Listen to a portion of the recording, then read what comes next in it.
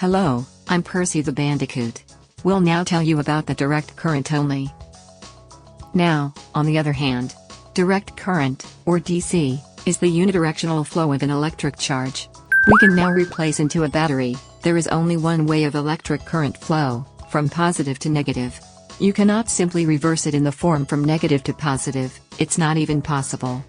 Direct current may flow through a conductor such as a wire, but can also flow through semiconductors, insulators, or even through a vacuum as in electron or ion beams. The electric current flows in a constant direction, which is distinguished from AC source.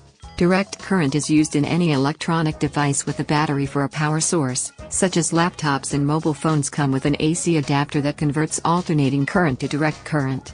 DC current is also required to run the majority of electric motors. These motors run everything from the optical disk drive and the spinning of its hard disk in a computer, to the movements of a robotic arm at a manufacturing plant.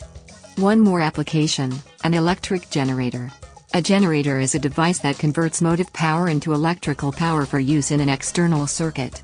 Sources of mechanical energy include steam turbines, gas turbines, water turbines, internal combustion engines, wind turbines and even hand cranks. We're not going into details. Thus, in this diagram, we will depict one-way direction of an electron flow. That's how the electric current works. Like, comment, and subscribe now.